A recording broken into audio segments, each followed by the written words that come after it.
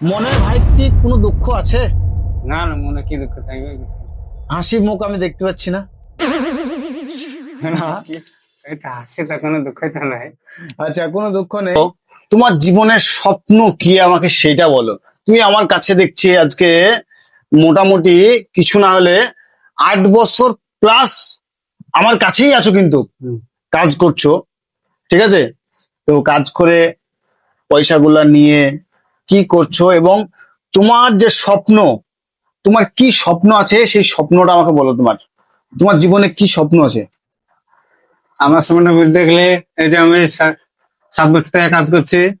এই কাজ করার পরে আমি মোটামুটি কাজ করে মেয়ের বিয়ে দিলাম। 5 লাখ টাকা খরচ করে আমাকে কেউ 1 টাকা হেল্প করেনি। আমি কারোর কাছে সাহায্য চাইতে চাইনি। আমি গ্রুপ পেলে কাজ করে আমি মেয়ের বিয়ে 5 লাখ টাকা খরচা করে দিলাম। আচ্ছা এরপরে আমার একটা ছেলে আছে, তার জন্য আমি কাজে এসেছি। কাজ করে যাব, জায়গা কিনবো, সে ছেলের বিয়ে দেবো, ঘর বাড়ি করে দেবো, সে ছেলেকে হয়তো একটা বাইক ফাইক কিনে দেবো। এই হচ্ছে আমার জীবনের স্বপ্ন। আমাদের না, সে ছেলের আমি করে দেবো। এই হচ্ছে আমার জীবনের স্বপ্ন। আচ্ছা, আরেকটা কথা, ছেলের বয়স কতটুকু? ছেলের বয়স 19 চলছে। 19। হুম।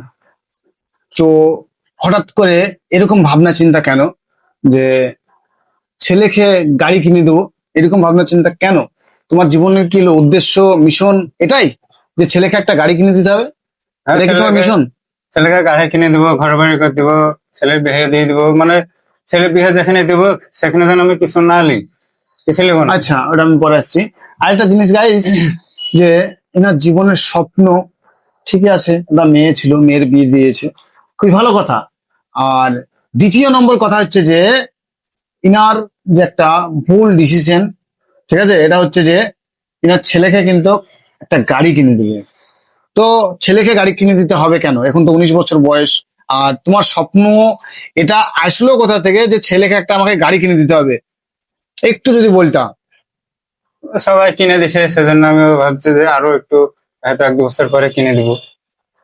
এখন দেবো আচ্ছা, না। হ্যাঁ ঠিক আছে, আমি কিন্তু কিছু আর বলছি না। তো গাইস, আপনারাই একটু ভাবনা চিন্তা করে দেখবেন, কারণ ইনি, এই ভাই কিন্তু সবারই দেখে, হ্যাঁ, সবারই দেখেই কিন্তু একটা বাইক তিনার বাচ্চাকে বা তিনার ছেলেকে কিনে দেবে।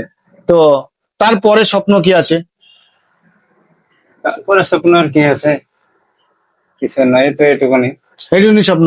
আচ্ছা, ধরো সাপোজ যে আমি তোমাকে 5 লাখ টাকা দিলাম, নিয়ে তোমার কি স্বপ্ন বা তুমি কি করতে চাই আমাকে সেটা বলো একটু।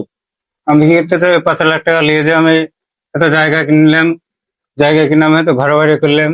এটাই টাকাটা নিয়ে যে আবার পরবর্তী হয়তো কাজ মাজ করে সব করে দেবো। তারপরেও যদি আমি আরো তোমাকে এক্সট্রা আরো 3 লাখ টাকা দিলাম? সে 3 লাখ টাকা নিয়ে যে 5 লাখ টাকা যদি আমার ঘর বাড়ি হয়ে যায়, সে 3 লাখ টাকা নিয়ে যে হয়তো এক বিঘা জমি টমি বন্ধক নিয়ে আমি আবাদ আবাদ পানি করবো। এটাই। তো আচ্ছা, হ্যাঁ। আর আদার্স তেমন কোনো আর ইয়ে নাই? না, মানে ঘর বাড়ি আর কি কিনবা? তো 1 বিঘা জমি টমি বন্ধক নিয়ে আবাদ করবো, সেটা হচ্ছে স্বপ্ন। আর আচ্ছা গরিব মানুষের কি স্বপ্ন থাকবে? আচ্ছা, এই ছিল এই ভাইয়ের, এটা হচ্ছে মানে স্বপ্ন, যে 5 লাখ টাকা নিয়ে ঘর বাড়ি, তারপরে যদি আবার 3 লাখ টাকা দেওয়া হয় তারপরে করবে যে কি করবে বললা, জায়গা, ভুঁই টুই যাই হোক। হুম। হ্যাঁ, তো ঠিক আছে, তোমার ডিসিশন মোটামুটি ঠিকই আছে। আর মনে ভাই কি কোনো দুঃখ আছে? না না, মনে কি দুঃখ থাকবে কিছু না। হাসি মুখ আমি দেখতে পাচ্ছি না। হ্যাঁ। কি, এটা হাসিটা কোনো দুঃখই তো নাই। আচ্ছা, কোনো দুঃখ নেই। আহ, এটা হচ্ছে ভাই, তোমার নাম? আমার নাম সেলিম শেখ। সেলিম শেখ। হম। আর বাড়ি কোথায়? আমার বাড়ি উস্তিয়া দহাপাড়া।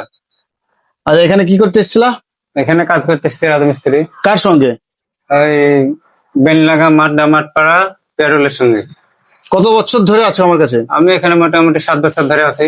আচ্ছা, আমার কাছে কাজে এসে কি কোনো কোনো সমস্যা হয়েছে টাকা পয়সা নিয়ে, না, খাওয়া দাওয়া নিয়ে, কোনো কিছু নিয়ে? কোনো সমস্যা নাই, টাকা পয়সা এলে তো ঠিক আছে, প্লিজ সবাই ভালো থাকো, সুস্থ থাকো। এটা হচ্ছে আমার কুরবান ভাই। হ্যাঁ, কুরবান ভাইয়ের জন্য দোয়া করবা, যেন কুরবান ভাইয়ের যেন যে স্বপ্ন, সেই স্বপ্ন যেন পূরণ হোক। তো সবাই ভালো থাকো, সুস্থ থাকো। আর আমার অডিয়েন্সকে কি বলবো একটু বলে দাও। আর কি বলবো, আর কিছু বলবো না। তো কিছু বলবে না, তো সবাই ভালো থাকো, সুস্থ থাকো। দেখা হচ্ছে অন্য কোনো ভিডিও। চলো। আসসালামু আলাইকুম।